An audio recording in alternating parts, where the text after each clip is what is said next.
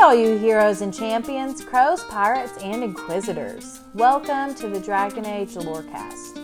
I'm Shelby. And I'm Austin. And we are so excited to bring you this podcast. Every episode, we'll be talking about a different topic in the Dragon Age universe. From the Maker to Lyrium to Aravels, we will cover it all. There will be spoilers. And always remember, swooping is bad. Hello, and welcome to the Dragon Age Lorecast. I'm one of your hosts, Teecup, otherwise known as Austin, and with me, as always, is my other host, Shecup, otherwise known as Shelby. Totally Shelby. Totally Austin. So, are you ready to talk about some Dragon Age today? Always ready to talk about Dragon Age. Literally anytime, anywhere. Well, I think we have something very cute and very fun and surprisingly lore-heavy topic to talk about tonight. Do you want to talk about the cute and adorable, in all three games, little nugs? Did you bring any fun facts for us? Yes, I love nugs. Me too. Nugs are adorable. And there are so many different kinds of nugs. Always have fun facts. There's quite a few fun facts about nugs, actually, for something that the average player could probably ignore in their playthrough if they wanted to, aside from crafting. But the first fun fact about a nug is what they are. They're little animals that are typically found in the deep roads and in the underground areas of Thedas. They're usually hairless, or they're hairless and usually blind, like a cross between a naked mole rat and a raccoon. They kind of got like some rabbit back leg looking things too. And after the hero Ferelden gives Leliana a pet nug in Dragon Age Origins, she continues to keep them as pets. She named the first one Schmooples, and then she had one named Boulette, Schmooples 2, which was the child of Schmooples, and Schmooples continues. I feel like that's her favorite name for her nugs. She ends up breeding them, I think, in Dragon Age Inquisition. Mm-hmm. You find a letter that explains what all of her little nugs have been up to. So funny. I love it. She's like the nug lady instead of a cat lady. The dwarven nickname for nugs is the mud splashers, so I guess they're also kind of pig-like in that they splash around in mud. Makes one wonder how much mud is found in the deep roads. A lot. Yeah, but like mud, normally animals use it as like a sunscreen, and you wouldn't need that in the deep roads, so who knows? Maybe they just like being dirty. All right, this one's good. So if the hero Ferelden goes to the Pearl Brothel in Denerim, you can ask the proprietor to surprise me, and you have the chance to wake up next to two nugs. Oh, wait, whoa, no, yick. Yeah, I know. I'm like, bestiality? Let's just imagine that you needed a good cuddle, and it has no sex at all. It's just a good cuddle with some two nugs. Because I've done the surprise me, and I woke up next to an elf man and a human woman, which was funny for my little dwarf to be in between the two of. Nice little sandwich. Mm-hmm. I mean, that's the surprise you would expect at the Pearl, I think. Not two nugs. And then, this is funny, Kirkwall declared the nug to be a noxious vermin in 520 Exalted because they were afraid they carried the blight. And the process of extermination was known as the Battles of Squealing Plains, which is horrible. Oh, sad. Poor nugs. I feel like they just exist to be killed in this entire game series. I never kill them. Like, it's always an accident if they die around me.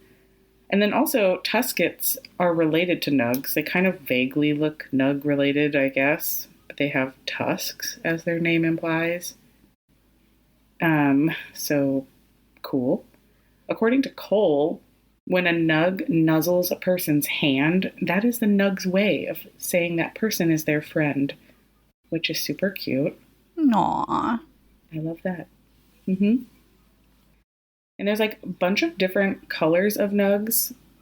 Like, I think when I think of a nug, I think of a pink one, but I guess in the Emerald Graves in Dragon Age Inquisition, you can find brown nugs, which is cool. And I think there's also like different, like a kind of like a cow, like a black and white looking nug, or like speckled. I've seen that too. Wasn't Schmooples that way? I don't know. Do we ever see Schmooples? We see the original when we give him over to Liliana. But I think he's just the standard piggy pink. Yeah, piggy pink. Because earlier, when you said earlier, it's like a cross between a naked mole rat and a raccoon. I've always thought of them as naked mole rat, but piglet sized. Yeah, they're definitely. I think of them as like pig rabbits because they're pig colored and like pig sized and kind of have like a pig way about them, but they have like short little rabbit ears and like rabbit back legs, and they kind of move like a rabbit to me. So I don't know. I think of them as pig rabbits. Guess we all think of them differently. They're just nugs. And nugs have a legendary digestive system because they apparently can eat almost anything, which is probably what allows them to eat metal, because they apparently can eat metal, which is crazy. I don't understand how that works, but they must play some important role in like the ecosystem. They're like fungi or bacteria, and yet they're animals breaking down everything. They are the first recyclers. There are many weapons and accessories throughout the 3 Dragon Age games that can reference nugs. Some include brass nug charm, gauntlets of the nug, nug crusher, horrible, nug totem. Nugs are eternal. That's a lot of fun little cute facts about our little nuglets. Nugatinas. Is that a good one for like a little female nug? I don't know. Let's get into their history and appearances throughout the games. I believe that they've got to be mentioned in the comic books as well, right? There's got to be little nuggies in there. Yeah. I don't know. I have to read a bunch of them. Oh. Shecup has told me, Shecup, to read them so many times, and I still need to. If your own brain is yelling at you to do something, you should probably go do the thing your brain is telling you to do, Shecup. Read the Inheritance Cycle. Read Aragorn books. That one yes. As your husband Austin, am telling you to do. Go read the Inheritance Cycle, Shelby. Okay, husband.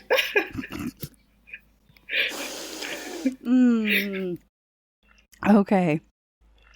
Their history and appearance. Nugs are pretty harmless to people, at least. They are omnivores and will eat pretty much anything they find, including, but not limited to, insects, worms, and even limestone and other metals. In Orzammar, nugs are commonly domesticated and kept as pets. But at the same time, they are also a very important source of food for dwarves. I don't know how I feel about people eating their pets. Yeah, I was just thinking, like, maybe it's like cows, but then I'm like, well, most people don't keep cows as pets. And people who eat cows usually don't name them.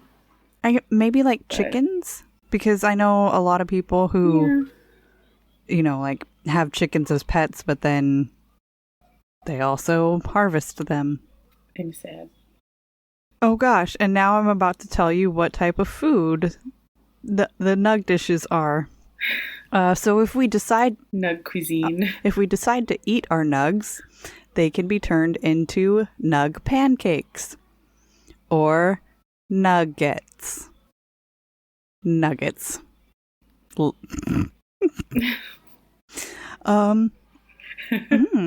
Now this one, an oven roasted nug with deep mushroom cream sauce. Yes, I am all for that. I love a mushroom cream sauce. Does it glow like the deep mushroom stew? I hope not. Or does that glow get cooked out? And I hope it's not actually like mushrooms from the deep, because I wouldn't want to really eat anything that grows in the deep roads. I mean, I guess if you're a dwarf living in Orzammar, you don't have a choice. That is valid. They are so important as a food source that the dwarf who discovered they were edible was made a paragon. I would hate to be the first person to ever eat a new food. But yes. Quote directly from the Codex in praise of the Humble Nug from Dragon Age Origins. I once served a human some nug, and he proclaimed that it was like eating an unholy union of pork and hare. Hare. Oh my gosh, I was right. Yeah. Hare as in like... Pig and rabbit. Yep, hare as in rabbit, not like your head hair. The idea disturbed him so much that when he declined to finish his serving, and he made himself content with some stale bread. Of course, this one goes to show that surfacers, human or otherwise, have tragically unrefined palates. The nug is surely the most delicious animal I have ever tasted. Only a dead man would not salivate at the thought of a tender morsel of roast nug melting in his mouth.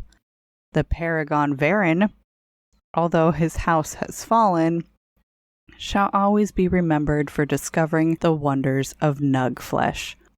But wait, hold up. I have to take a Mass Effect moment here. Verin? Mm-hmm. The Verin is what found out about nugs being edible? Of course they would. For those of you who don't know, Verins in Mass Effect are basically space dogs. Overgrown, vicious, tusked things. Good on you, BioWare. That's funny. Yeah, they look like they would be the natural predator for a nug, so makes total sense. And also, nug flesh just made me think like Uruk-hai man flesh. Looks like meat's back on the menu, boys. Barfy. Yeah, I don't think pork and hare is an unholy union, but I mean, to each your own. I don't think I've had that combo. I rarely eat rabbit to begin with, so...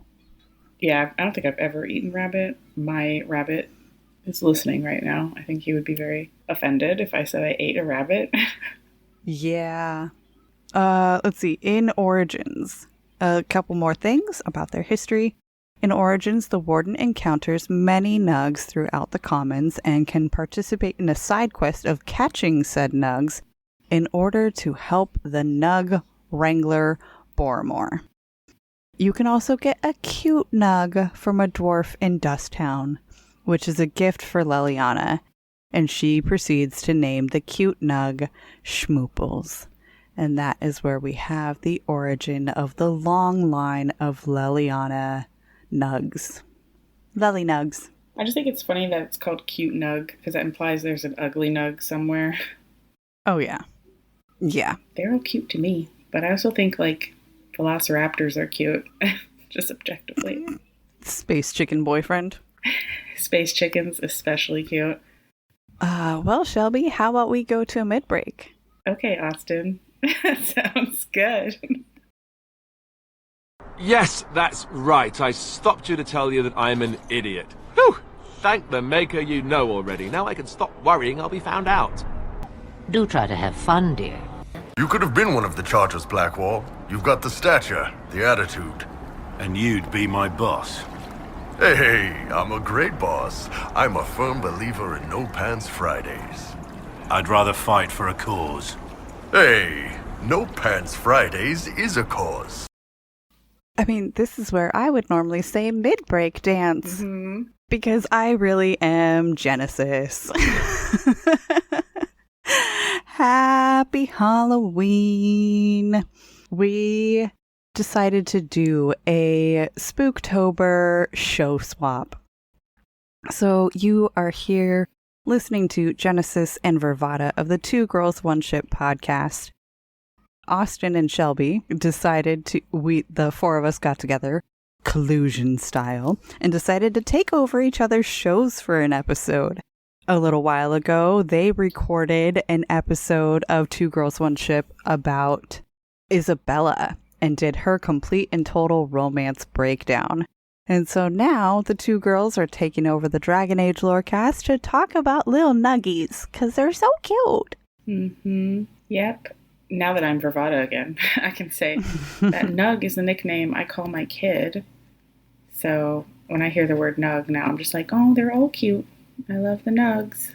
I love my Nug. Yep. So hopefully you guys weren't too confused. I bet we were indistinguishable from Austin and Shelby. I mean, I could start throwing a little bit more y'all in here, and I could probably adopt a twang. I need to sigh at you more and, like, audibly roll my eyes. Hilarious. But I will also say that somebody very, very important to talk about tonight, tomorrow, whenever we are, is the Nug King.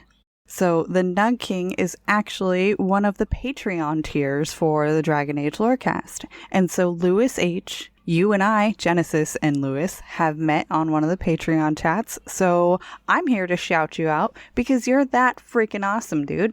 You rock. Major props. There's also, I have met Lisa M. I have definitely met myself on more than one occasion. And Derek B. Those are the names that get shouted out in every episode because they were some of the very first patrons to join the Dragon Age Lorecast Patreon. Yeah, if you haven't joined their Patreon, why haven't you? For me, it's because I'm poor. But I love this channel and this podcast. So if you have extra money and want to support them, you should give it to them, because they deserve it. Mm-hmm. And then they could keep bringing you more nugtastic content. Love it. Yeah, let's get back into it and start talking. We'll move the timeline forward and start talking about Nugs and Inquisition right after this. Beg that I succeed, for I have seen the throne of the gods, and it was empty. Your glibness does you no credit. You fear barbarians will swoop down upon you. Yes, swooping is bad. It's time to talk about the Nugs in Dragon Age Inquisition, which there are only a few, unfortunately. Most of them are just passive creatures roaming around the landscape that you can kill/hunt, or accidentally kill if you're me, because I don't want to kill the Nugs. They're cute. You can use their skin, called Nug skin, really creative, for crafting.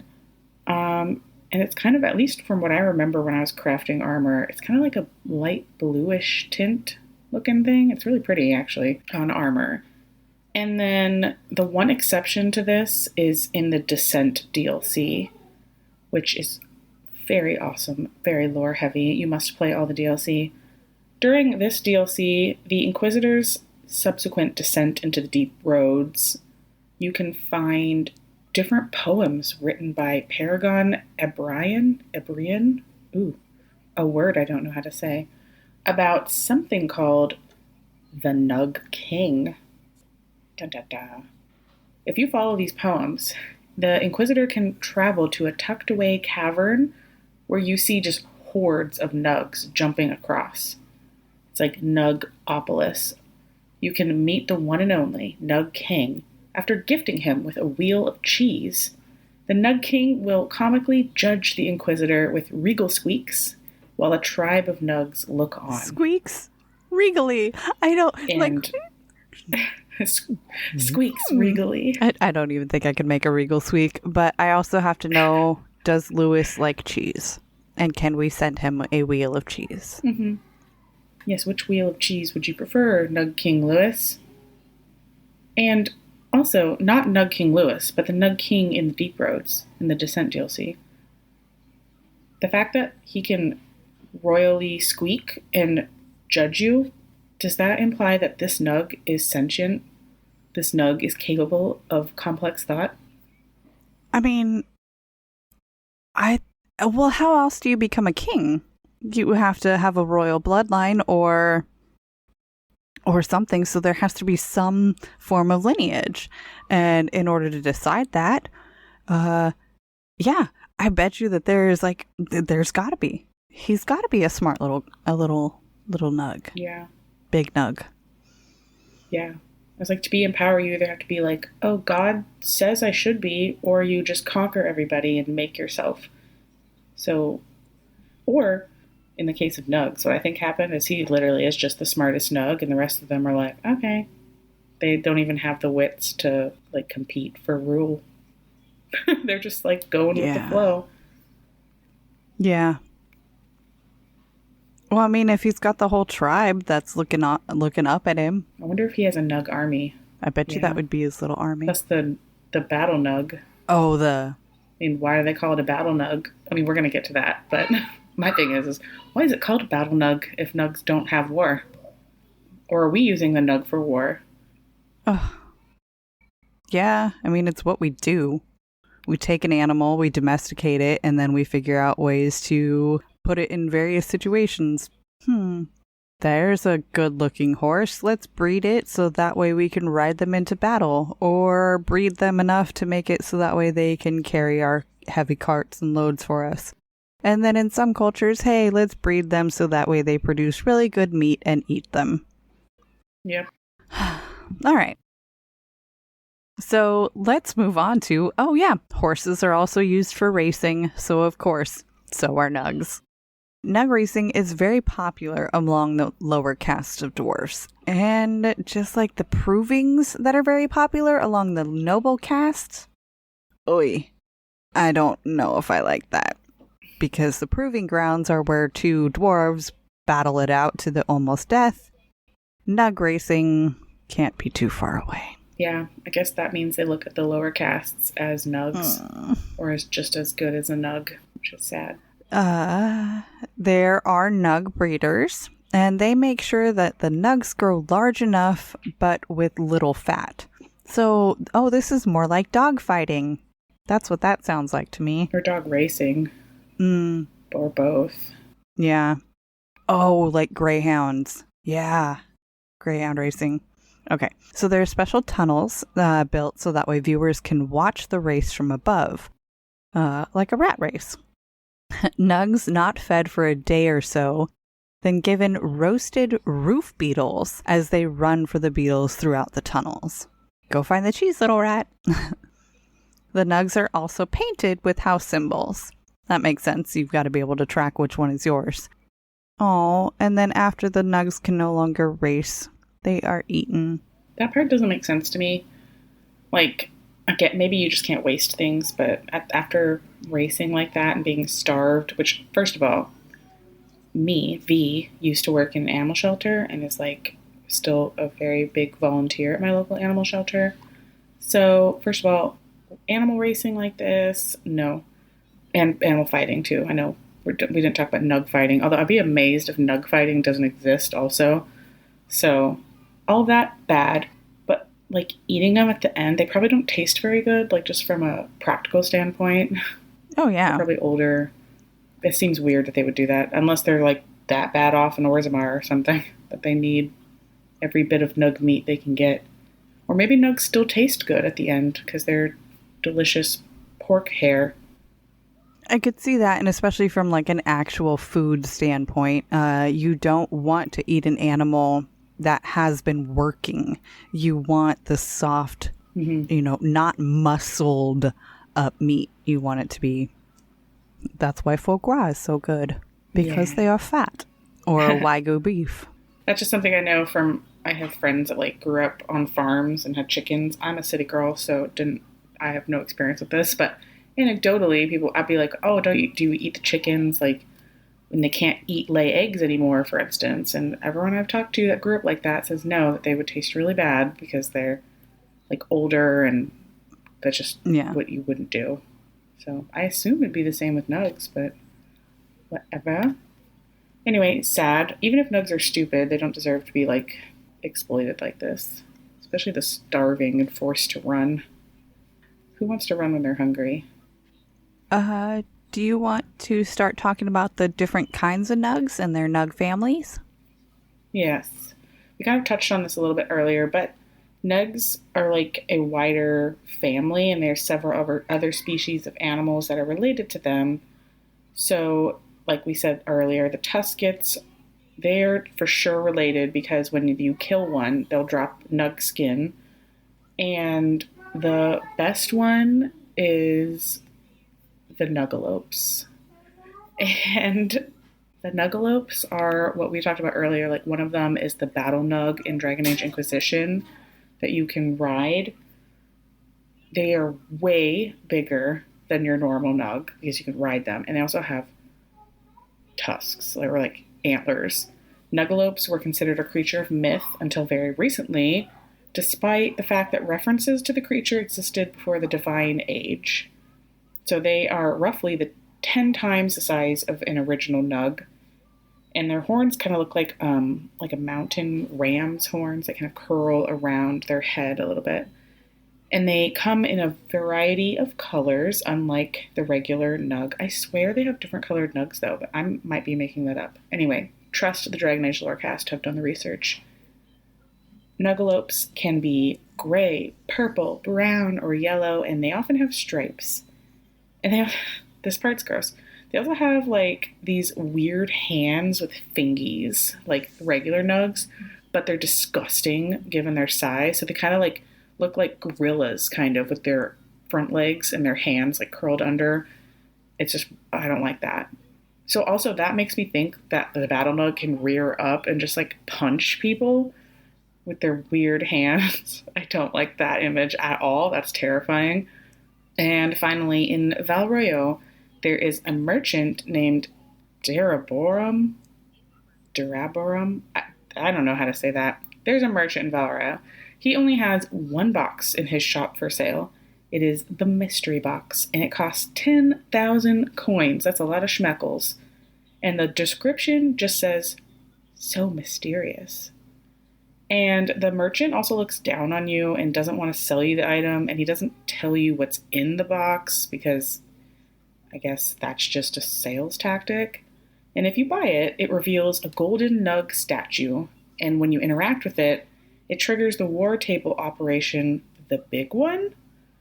When you finish this, you unlock 5 Nugalope mounts, including one named Tittles Majoris, the Greater Nugalope. And yeah, one of them is called Battle Nug, I think, which I thought that was hilarious. Battle Nug is just such a good phrase. So I've definitely done this, and this Tittles Majoris is my mount in Inquisition. I mean, I rarely get on the horse to begin with, but there's something just so hilarious about my Kunari being on a giant nug. Named Tittles. Mm-hmm. I, as a Dalish elf, feel like I have to ride they're not Hala, are they? Or they look like Hala. Yeah. They're like the giant. Yeah. I can't remember what they call them in Dragon Age. My husband calls them the war mooses. But yeah, I think that's what the size of a Hala should be. Because whenever I first saw them in the game, they're like really small. I'm like, how do they pull the Aravels? They're so tiny. Not even pony-sized. And then they talk about the elves riding the Hala into battle, and I'm like, that's what I imagined. These giant elk things, not the tiny white little, like... deer. Big dog. Yeah, like deer. Yeah, they're like deer-sized. Like, did elves grow since the quickening? Were they a lot smaller before? Because I don't know how they rode Hala otherwise. No, I think that the Hala were probably elk or moose size to begin with, and then after everything that they started getting smaller. But then there's the Hala in Origins that is like super sick, and the elf standing next to her, the Hala is bigger than her. Yeah. I feel like other than that one, most of them look so small. In the pen, in the Dalish camp in Origins, and then like at the one camp in it's not the Emerald Graves, Exalted Plains in Inquisition, you can see a couple Hala, and you can go right up to them, and they're so small. Yeah, but then you go and save the White Hala, and he's huge. You bring the White Hala back to the Dalish camp. I don't remember him being huge. I thought he was the same size. Mm. Aren't they all white, and that one was the golden? Oh, yeah, okay.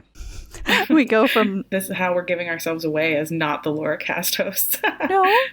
Like, not actually on top of it. But this is also how we're giving ourselves away, that it's a 2 girls, 1 tangent. Yeah. Because we're here for Nug lore, and somehow we are talking about the size of deer. Yeah.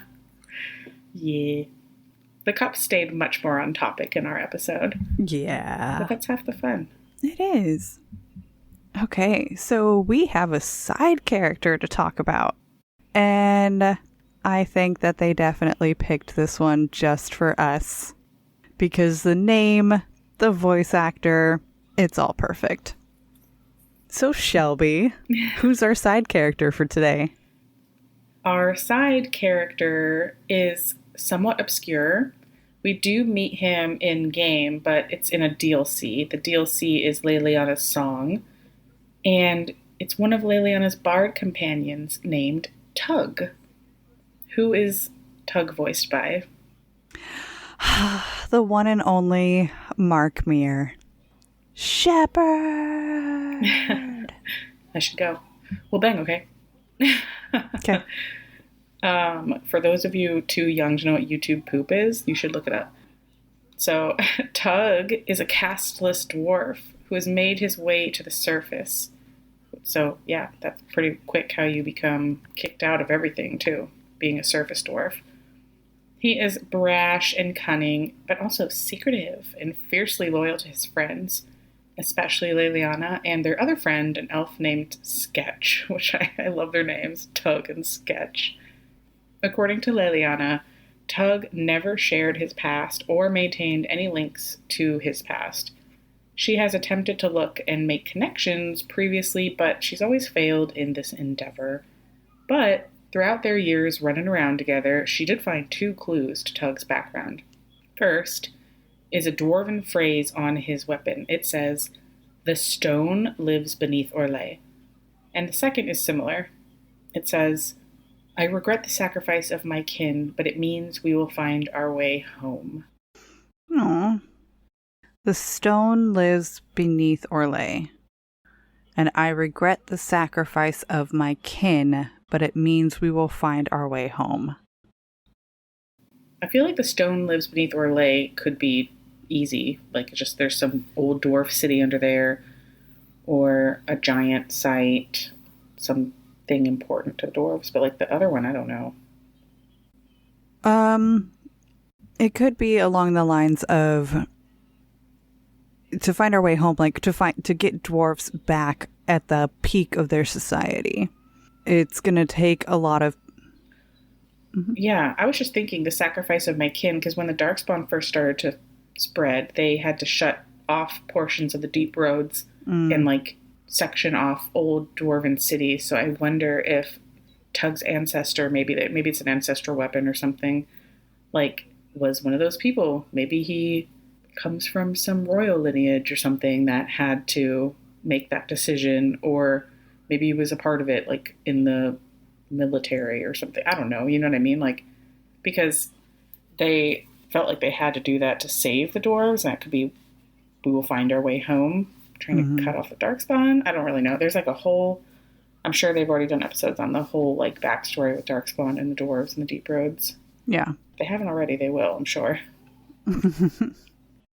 Yeah, I think it does definitely mean like we have to make sacrifices now in order for us to prosper in the future. Isn't that just always the case with the dwarves too? I want to know, Shelby, when you're listening to this, we need to talk about Rings of Power and Khazad-dûm, because I thought of you the entire time I was watching that. So yeah, that's aside. Lord of the Rings related, but you know, when were we talking about this? I can't remember when we were talking about this, where she said dwarves never have society. Like they're always they're always homeless, or their society has fallen ages ago. That's what I loved about Rings of Power, because you got to see, well, in Lord of the Rings, you know it as Moria, like at its height before the Balrog came through and fucked everything up. So it was amazing. It was like the first time you got to see dwarves living their best life. Mm-hmm. And then I thought of Shelby, because we were talking about that, and she was talking about she wants like dwarven love, and there was a lot of that in there. So if she hasn't seen it, she should. It was great. It's all good. But let's get back to Tug. let's get back to tugging. No, hold on, that's not right. Let's Talking about tug? Yeah. Talking about tug? Oh, shoot. Tugging about talks. Let's do it. Tug's castless tattoo is unlike any other castless tattoo we've seen in the games. But I guarantee you it looks nothing like my castless tattoo. Okay, so fun little gen fact here.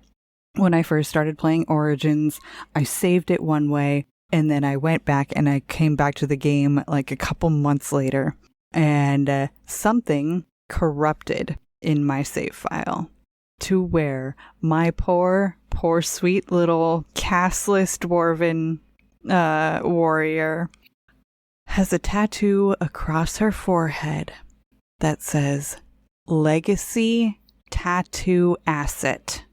Do not use!" Exclamation, exclamation, exclamation. So in all of my cutscenes, in all of my dialogue, everything, because of my hairstyle, across my forehead reads the words, "Legacy Ass. Do not use." I believe I have You do have a legacy ass. Oh. But yes, it's the best. So, I feel you, Tug. I too have a unique castless tattoo. Liliana has never been able to find Tug's family name. And that makes sense. It's probably very difficult to track castless names like that. But let me read off the Codex entry on Tug. I remember Tug. Tug was a dwarf with few words for strangers and choice words for friends. He was a strange fit in Orlais, but he never offered a reason for why he left his home. I had accepted his company and his friendship, knowing he would share what he wanted in his own good time. He laughed when I first asked about silk kerchiefs. We'd be in some noble's vault pickpocketing gems, and Tug would be rummaging the linens. They were his practical luxury, because one can never be sure of toiletries while traveling. He once said, far too loudly, that he'd soiled himself and lost his calluses. Nope. No, he once said, himself. Yeah, I know, he spoiled. I know. I was like, that reads a lot different when you change that word. Yeah. He once said, far too loudly, that he'd spoiled himself and lost his calluses. But I suspect that may have been for Sketch's blanching reaction. Where is the callus?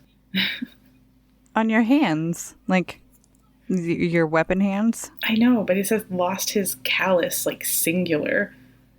Who has just one? Oh, or maybe that's like the callus on, like, your heart. Because you let your walls down in your guard. Or maybe he got a callus on his bum and he's been wiping with silk linens and well, linen and silk are two different things, but you know what I mean. He's gotten used to the soft good life. Now he can't go back to using leaves and bark or whatever else you have to use on the road. Oh yeah, because one can never be sure of the toiletries while traveling. Yeah. At least I'll headcanon that because that's funny. And also maybe, it's probably hard to figure out their name because I doubt Sketch and Tug are their real names. That just doesn't. They sound so out of place compared to everyone else's name that has to be, like, just nicknames they gave themselves. Wouldn't be surprised if they've got past they're running from anyway. But, so one of the reasons that maybe Liliana's returns again and again to look for Tug's family is because Tug dies during the DLC. Spoiler alert. He is captured and killed by Marjolaine and her associate Harwin Raleigh.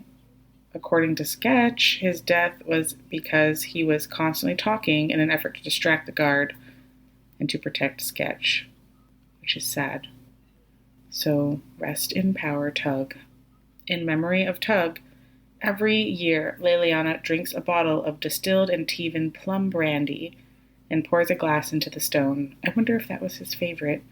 She says, Astrast tuncha salroca, as she does this.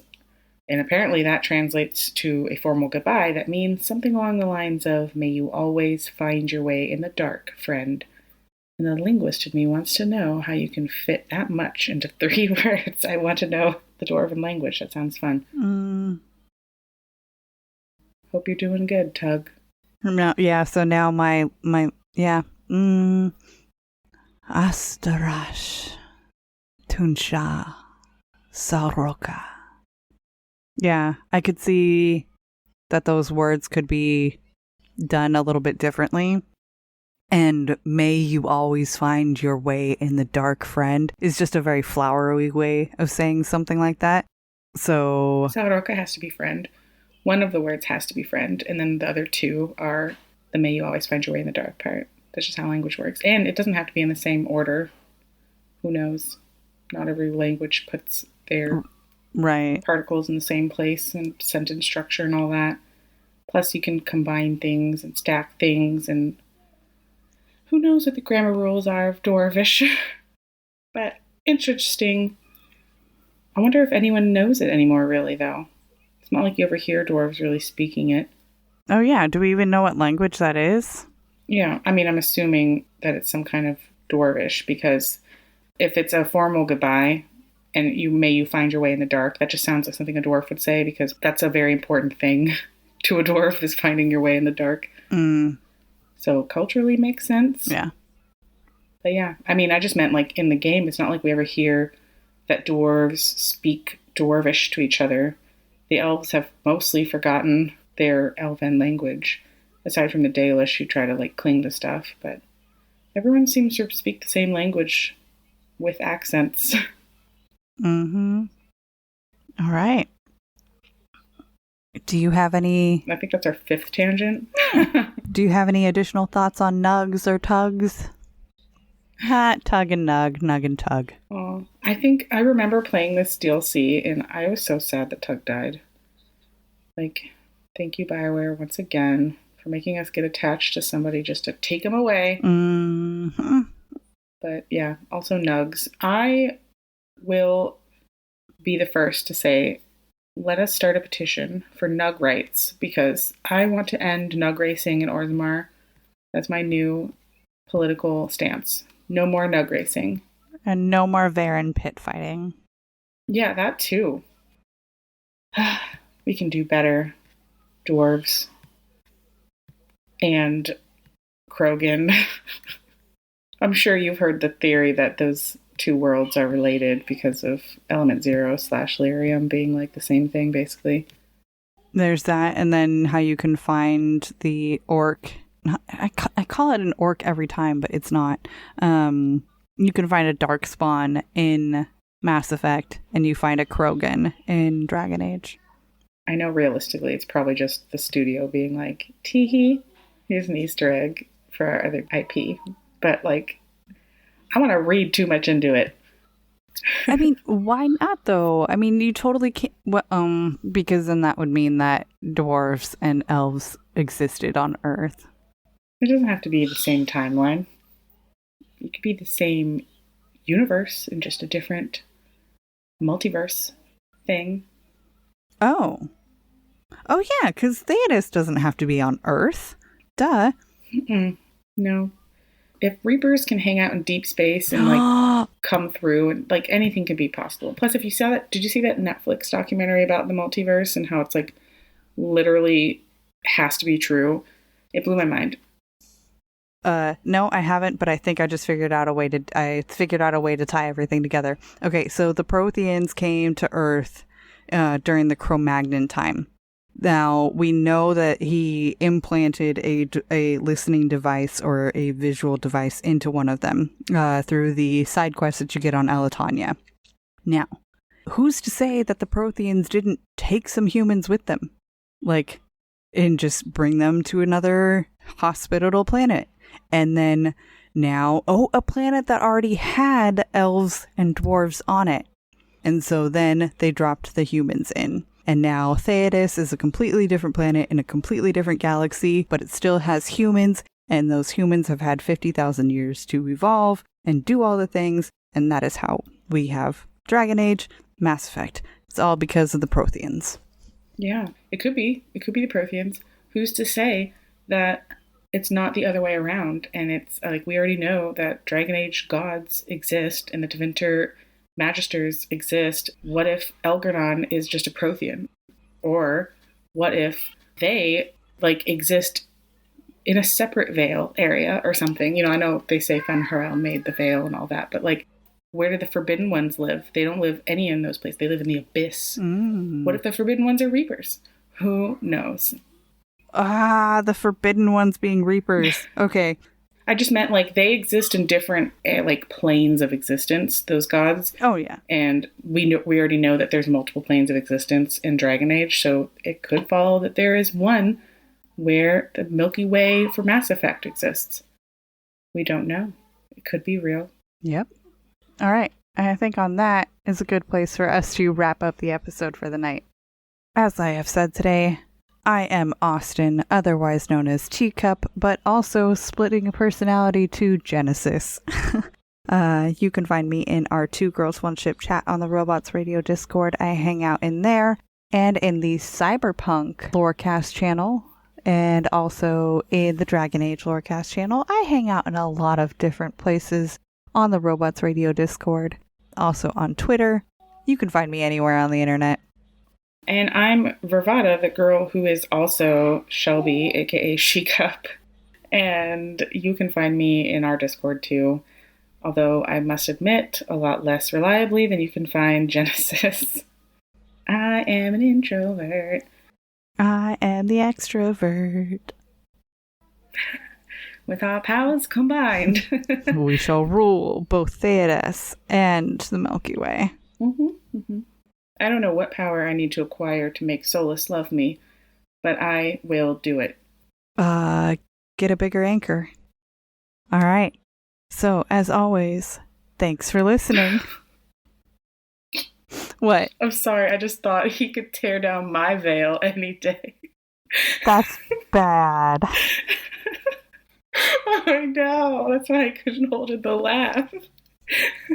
Oh. I'm sorry, don't look at me, I'll make it worse. Okay. Ooh. Stay safe on the deep roads. It's a good outro. All right.